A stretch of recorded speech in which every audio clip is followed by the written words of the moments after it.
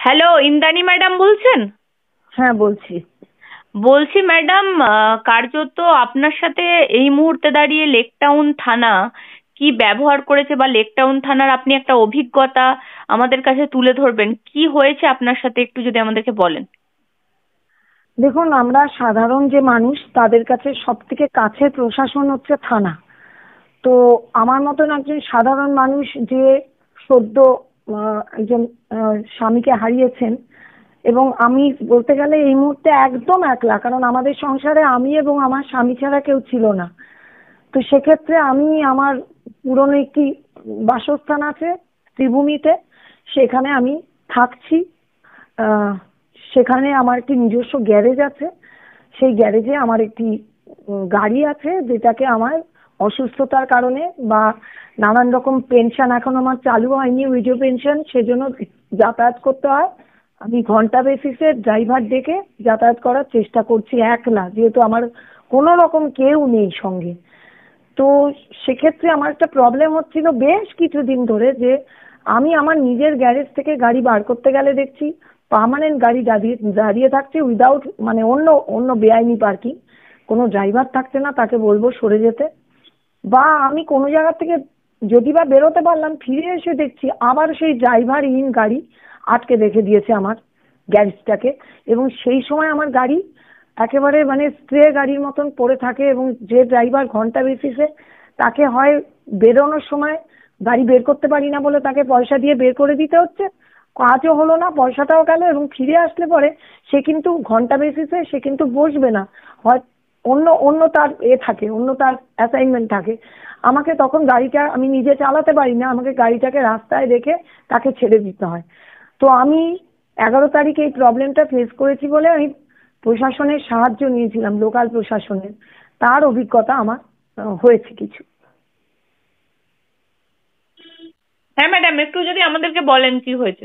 হ্যাঁ, মানে হয়েছে, মানে আমি থানাকে ইনফর্ম করার চেষ্টা করেছি যে এরকম বেআইনি পার্কিং আমার নিজের গ্যারেজ, সন্ধ্যে 7টায় থেকে রাত্রি 1:30টা অবধি আমি অসুস্থতা সত্ত্বেও আমি কিন্তু চালিয়ে গেছি, টেনাসিটি দেখিয়েছি যে আমার গাড়ির এই অবস্থা, আমি বেরোতে পারলাম না, আমি যাতে আগামীকাল বেরোতে পারি তার ব্যবস্থা করুন।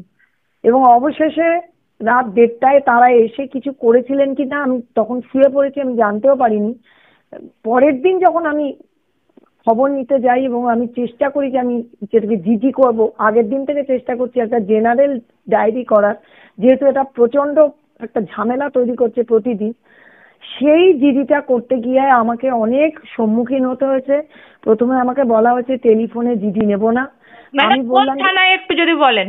এটা লেকটাউন থানা, বিধাননগর কমিশনারেটের আন্ডারে। একদম। তো প্রথমেই বলা হয়েছে যে না, আপনাকে আসতে হবে, ফিজিক্যালি না আসলে হবে না। যদিও নতুন ন্যায় সংহিতা কি পুরনো আইপিসি, আমার এইটুকু জানা ছিল যে সিনিয়র সিটিজেনকে এইটুকু ছুট দেওয়া হয় যে একটা ডায়েরি অন্তত টেলিফোনে করা যায়। কিন্তু তারা প্রথমে বাধা দিলেন, তারপরে যখন বাধ্য হলেন ডায়েরির একটা নম্বর দিতে আমাকে ওভার টেলিফোন, তখন নিজে থেকেই আবার তারা ফোন করে বললেন না না, এই ডায়েরি নেওয়া যাবে না, মানে এই ডায়েরিটা হয়নি, আপনাকে ফিজিক্যালি কষ্ট করে আসতে হবে। এবং তখন যখন বুঝে গেলেন যে না, ব্যাপারটা পুরো গড়বড় হচ্ছে, তখন আরো 1 ঘন্টা পরে তারা আমার এসএমএস এ একটা ডায়েরি নম্বর ছুড়ে দিয়েছেন, এইটুকু বলতে পারি।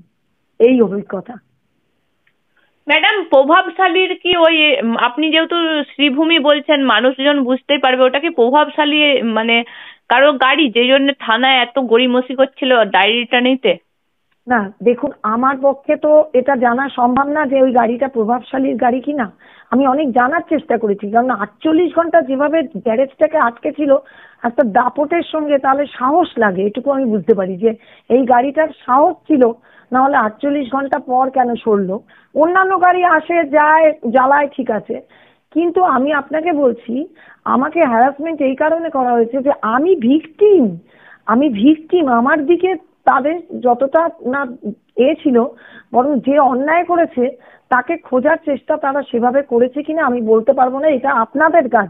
ইনভেস্টিগেটিভ জার্নালিজম করে আপনারা বার করুন যে এরকম কেন হয়, সে বটতলা থানাই বলুন ক্যালকাটা পুলিশের, আর এই বিধাননগরের আন্ডারে। আমি বলছি ম্যাডাম, আপনি যখন পঙ্কজ দত্তের স্ত্রী জানার পরও কি আপনার সঙ্গে এই না, আমি আপনাকে একটা কথা বলছি, আমার স্বামী আমাকে চিরকাল এই ট্রেনিংটা দিয়েছেন যে আমি এবং তিনি সাধারণ মানুষ, কারণ তিনি আমার স্বামী সাধারণ মানুষকে ভীষণ সেবা করতেন, নর্মাল লোককে। আমাকে কেন আইডেন্টিটি দিতে হবে যে আমি কার স্ত্রী? যদিও তারা ডায়েরি করার সময় আমার স্বামীর নাম, প্রয়াত স্বামীর নাম সব জেনেছে ডায়েরি করার সময়।